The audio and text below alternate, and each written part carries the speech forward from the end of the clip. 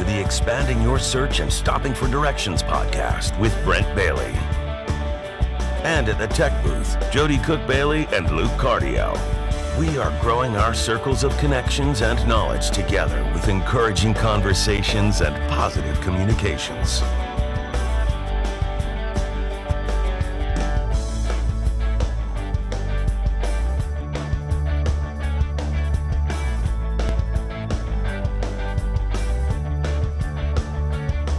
And now, Brent Bailey. And happy Wednesday, everybody, as we get into the backside of the workday here on Hump Day, which means now we are officially halfway to the weekend. And man, such a good day. Hi, everybody, and welcome to Expanding Your Search and Stopping for Directions. I'm Brent Bailey. I'm joined over at the tech booth right now by Jody and Luke. And guys, it's February the 10th, and we're just 10 days and counting away from the big 5-0. The big 5-0. For me, it's going to be the big 5-0. I can't even believe that. I can't either. I mean, I can remember being a kid and looking back on other people that were 50 and thinking, my God, they're so old. I agree. And now I'm getting ready to be that. I am past that. Let me give you a good example of this. I remember a few years ago. Now, this was several years ago now. This has probably been 15, maybe. We were in Palm Springs at an Increase event, and there was a gentleman who's the number one home builder for all of Seattle. His name was George Reese. Still a great guy. Yeah. We need to have him on the program sometime. George was there, and we were doing part of the Increase event at their house. And he was born in 1950, so I guess this was 21 years ago. He turned 50 in the year 2000. Yeah.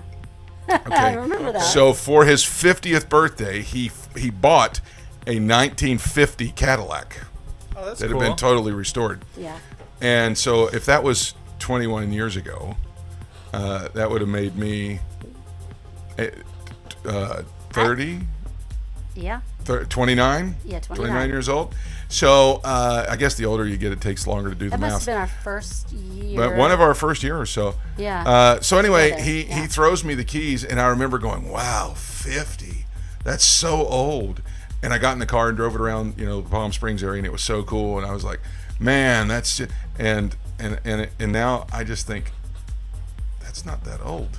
Do you share a birthday with anybody famous? Yeah, actually, Charles Barkley Yes. and Sidney Poitier for sure I know have the same day as me. Okay. Yeah, which is always cool because Charles Barkley was one of my favorites growing up. Yeah. So Yeah, anyway, so, yeah. we're 5 days away from Peyton's birthday. He turns 10, and just 9 days away from Preston's birthday. Yeah. We celebrate all week long. We do. Lots Preston of will be 14, and so that's the time we actually do give into our, our food yeah. cravings. And we love to talk about food on this We do, show. exactly. So today I got a great show planned for you. Before we get to our guest, Jarod O'Flaherty, who is the writer and producer and director of the faith-based crime drama entitled, oh my gosh, Vindication. Yeah, I just slipped my mind there for a second. We're going to bring him out here in a minute, but So good. Tell us what days are on the calendar for today. Well, you're getting ready to turn 50, and I know we've already have this, but it is home warranty day. Now, when you get older, you got to have that. Got to have a warranty on everything. But today is home warranty day.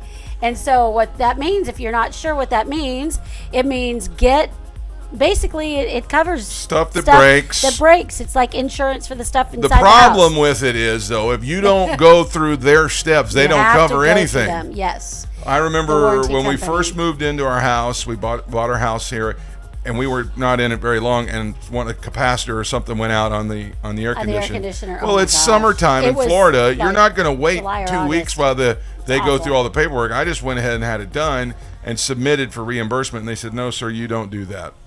And I'm like, but it's wintertime. Yeah. I mean, summertime Summertime in Florida. we There's no way we're waiting because it's just impossible. It's it's good to have because they do cover a lot of things, but you have to do it their way. Yes. Home warranty. That definitely sounds like an old person thing. It does. That's what why. What else is an old person thing? Like bonds. I Like know he's being really disrespectful. Or when you sit down in a chair and you go, ugh. Yeah. And you No, get it's up That from the commercial, chair. don't turn into your parents kind No, of I'm thing. thinking like what is it that old people do? They buy you like a better be bond, like a careful. $50 bond for your birthday or something like that. You know what I mean? Okay, now you're showing your age because I don't know Exactly. anybody that does that anymore. No. That was an old-timey thing. Yeah, that's it what I'm was an saying. old-timey thing. So so let's move on then, okay? Yeah. It's also National Umbrella Day, and this time of year, I mean, we get some good rain. So really, go out and get yourself an extra umbrella, not just having one. We're bad at having umbrellas in the car when we need them. Brent, you're better than I am. They're there, but they're in the back. In the and back, I have an and Escalade, so- so I have to get out yeah. and walk out in it anyway. I and I'm have just- never owned an umbrella the entire time I've lived in Florida. really, you know what? I'm always like, it's just I'm a not pain. surprised by that at all. You know what's funny is I know we've gone to parks before, and I don't know if it was you or somebody said, let's bring the umbrella into can't the park. bring it in. You can't bring it in. And I'm like, well, first of all, I don't want to carry it around the park because if we bring it in, it won't rain. I don't know about So- Universal. Disney does not allow it to Yeah, bring 'cause those it's things too in. dangerous. Well, Having you to can- carry anything around with you at the park is Right, just right. horrible. Yeah, because So- you're going to carry all the stuff you buy anyway. Yeah. But people use umbrellas, not just for rain, but I mean, here in Florida, it's hot. I saw and someplace you want to the other protect day yourself from the sun. that is like in Dubai or one of those kind of places. They had a giant park with these poles in the middle. I mean, all over the place in a grid. And when the sun gets at its apex, those things unfold and they're giant umbrellas, and the whole park becomes That's amazing. Shaded. That's Shaded. cool. That's Yeah. really cool. And it's not just like a little strip; it's like hundreds of acres. Yeah. And they're all wired under. It's really cool. So, Yeah. what else? What else is today? Our food day is cream cheese brownie day. I've seen brownies made where it's, and you could probably get something like this at Maybe. Cheesecake Factory, but you do cream cheese frosting on Okay. top, Okay. like swirled, but cream cheese brownie. I mean, I don't know. I'm a little bit confused by that. I don't know if I'd like it or not. I mean, I think it might taste What good. are you I just- substituting with the cream cheese? Like, what are you taking out in order to put the cream cheese in? I don't. I'm not sure. I would say The sugar. yeah. No, I'm just or listen, or maybe you can switch it and make a brownie cream cheese, a brownie If it's cream cheesecake. cheese, if it's cream cheese frosting, I'm all for it. Yeah. I think that's those are pretty good, and you can find those in a lot of different stores. So All right. Well, let's talk about real quick. We got just about 30 seconds, but anybody else have glasses and wear a mask and it fogs it's up? awful. It's awful. I've been trying to find a solution for that. Now, of course, they make spray that you can spray on, and it kind of puts a film on there so it doesn't fog. Yeah. But I just saw online where somebody took some of that first aid tape and just taped the top of your mask down so that it has to go out to the sides instead of coming up to fog your glasses. So that's just a little tip. Yeah. Try it. That's If you don't want to go smart. buy the spray, use the tape. Yeah. All right. And we try to help around here. Anyway, We that's do. going on around the country. Let's take a moment right now and expand your search.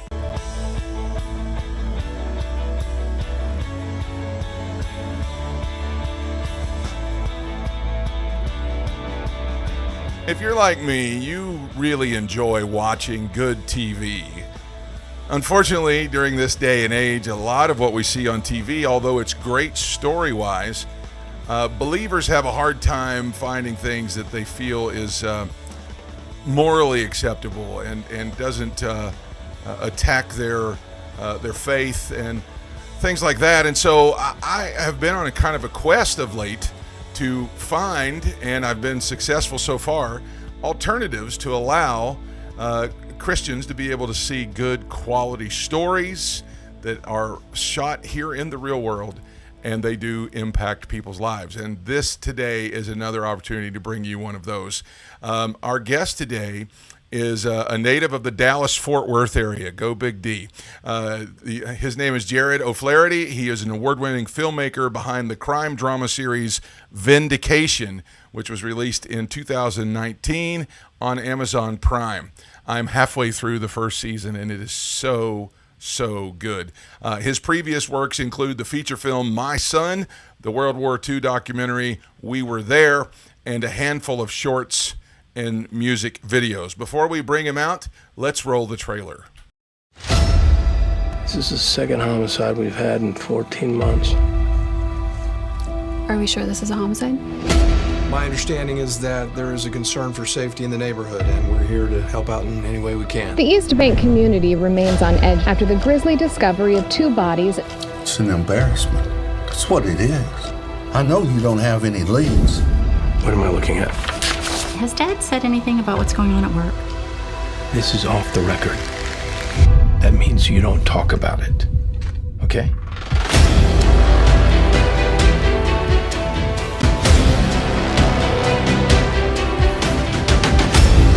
You heard from him? Has he tried to reach out to you at all? Just stop it! Stop being a cop for just 1 minute! I can't! Guys, move! Hey, you can't take my phone! Watch me!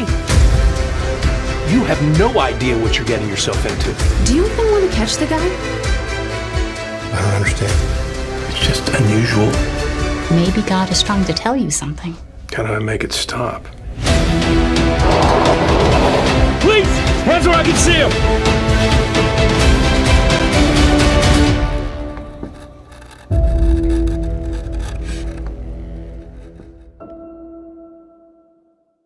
As you can tell, it's a good show. Let's welcome to the program right now, Jarod O'Flaherty, everybody. This is Jarod right here.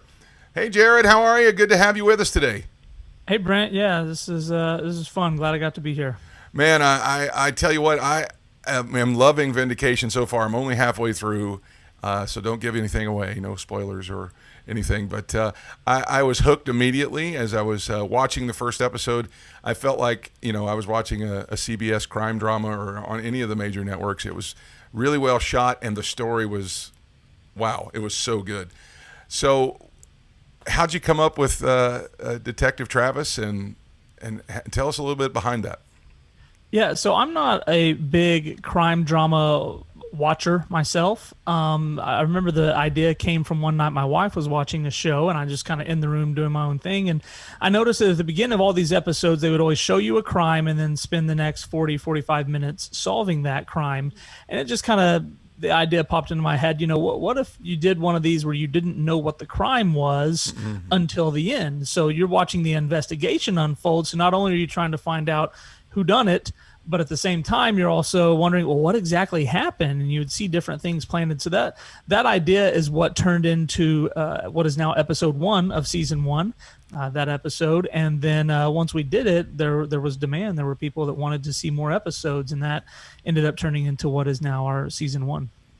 So I don't want to give anything away to the first show, especially kind of threw me because I was expecting the person who was being investigated of the crime to be the main series, but then the character in the series.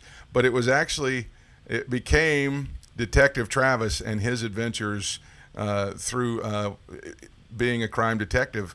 How did you? What was? Tell us a little bit of the story behind Detective Travis. Yeah, I wish I could say that it was my brilliant idea that came up with the idea to follow this detective, but really it wasn't. I said that first episode we had an idea for it, and then once it reached audiences, they came back and said, hey, we want to see more of these. And I'm like, well, the story's over though, that the guy who's being investigated, we know the outcome.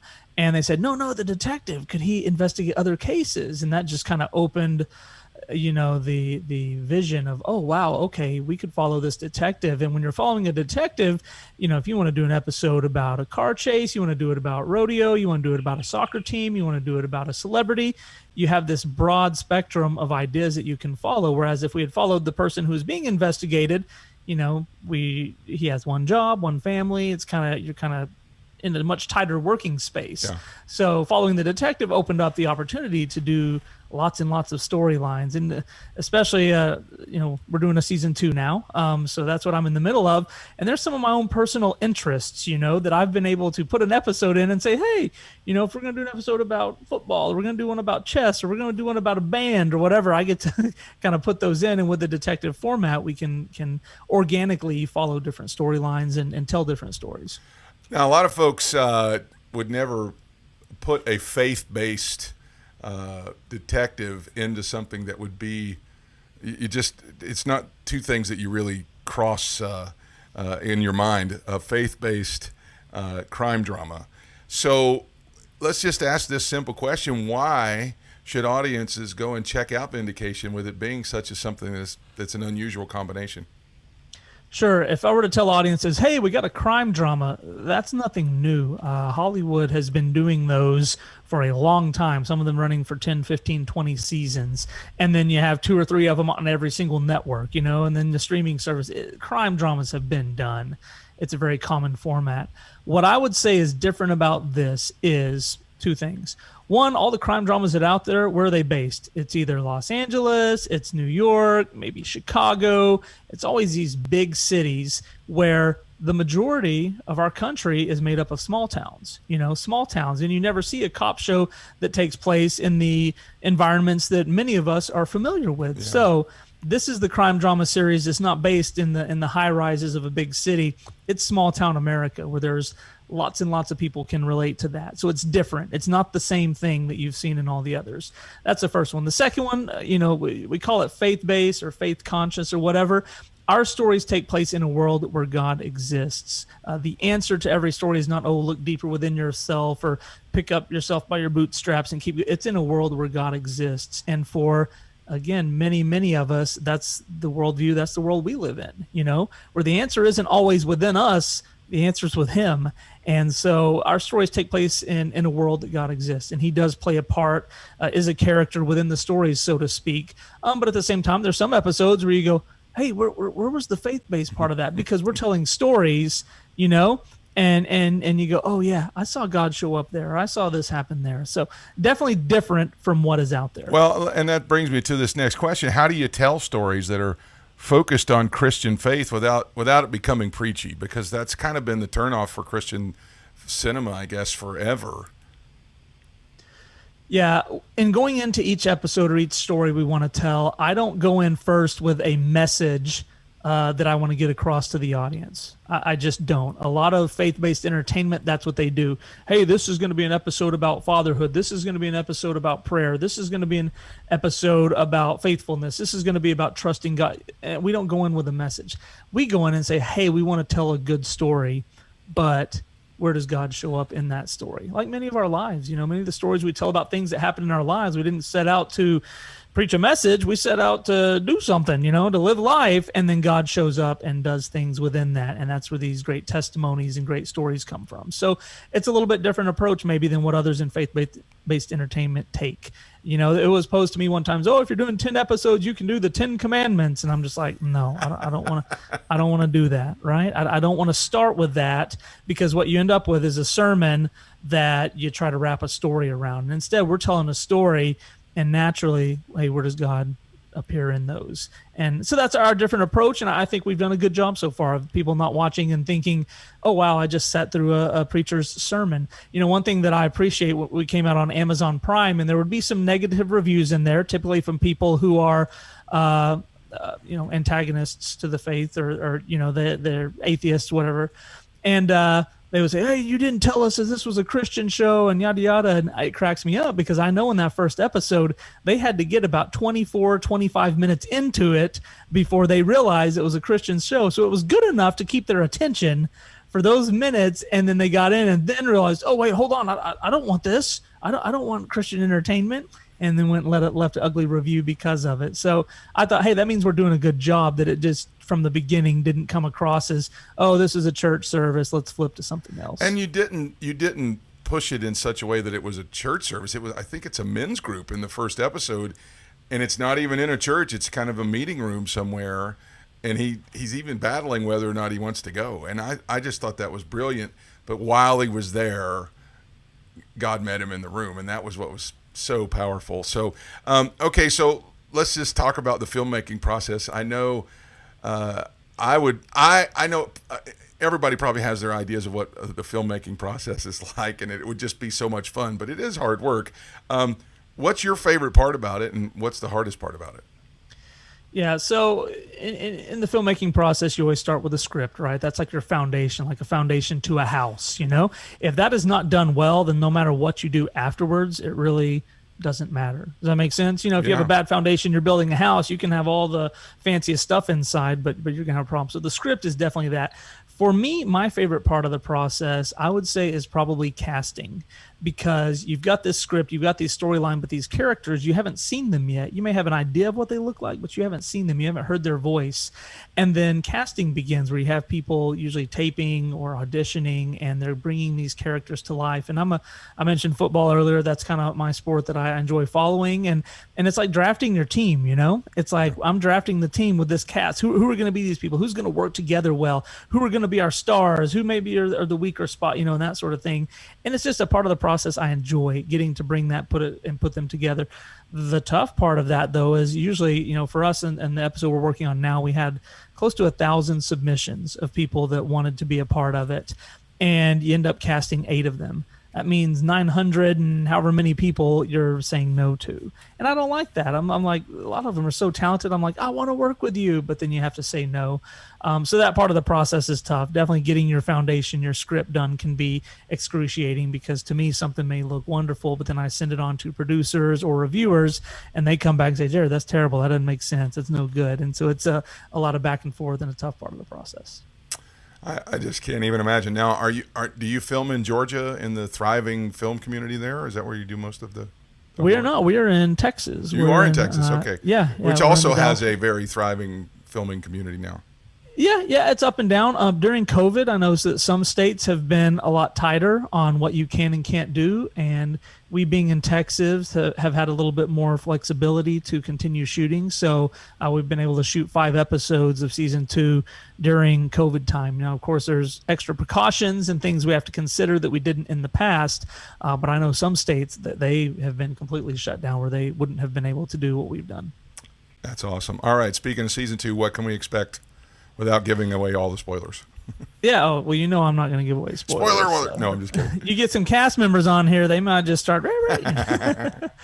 But so season 1, we did a lot of crime of the week format, right? Each episode, you've got a crime, and you're kind of trying to solve it or figure out what's going on there. In season 2, we have a lot more interwoven storylines than season 1. So characters that you follow them episode to episode, learn about them, learn about their surroundings, maybe learn about where they're at spiritually, what's going on with them, what their struggles are, what they're trying to accomplish. So a lot of those interwoven storylines. So, you know, you may not care for a couple of characters, but there's going to be others that you like, oh, I really want to see what happens with them, you know, whether it's a romance or a struggle or whatever it may be. You see that, and then as the stories grow on each other, then some things happen to these characters that we've been following. So instead of just crime of the week, you know, someone pops up, then they disappear, there's more of those continuing storylines that I think it's a calculated risk, but I think audiences are going to enjoy that.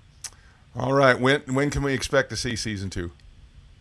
So we're doing something unique. Instead of all 10 episodes of season 2 being released at once, the first 5 episodes are going to be released first, and probably as we're working on the back 5, and then those will come out later. I don't know the exact date yet. That's above my head. That's other people make those decisions. Okay. But I think sooner rather than later, because the first 5 episodes are shot, they're being finished up, and people want to get it out there because there's been kind of a lull in new entertainment for the last year or so. Yeah. And to have something new to put out there, I think it's going to happen rather soon. All right. Well, folks, I would encourage you to check it out. Vindication is a streaming faith-based crime drama series, and you can watch it right now on Redeem TV, Pure Flix, Amazon Prime, and of course on DVD. You can go to the website at vindicationseries.com or follow along on their Instagram at Vindication Series, on Facebook at Vindication Film, and of course you can check out Jarod's YouTube channel at Redivision MP. And there's lots of information to follow along there. I highly recommend this show. It is a great Christian faith-based film without being overly preachy. Jarod, thank you so much for coming and being on the program. We're so excited. And if you need a 6'5", deep-voiced, handsome man to play a villain or something like that, I'm just throwing my hat in the ring. Yeah, I was going to say, that sounds like a villain from the description you're giving me. So, anyway, thanks so much for coming on. Best of luck and God's blessings upon what you're doing. I appreciate all the kind words about the show, and glad we got to talk. And same to you. All right, take care. That's Jarod O'Flaherty, everybody. And now let's stop for directions.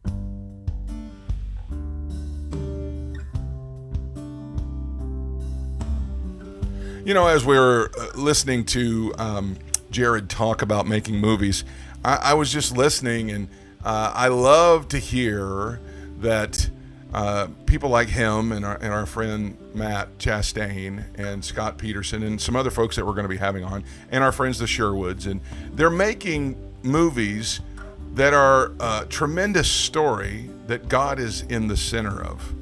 And there is so much to that is imperative for us, because I mean, I have not always been the biggest fan of Christian media because it is so preachy. But I'm so enthralled with some of these movies because they definitely aren't that, but the message is so clear.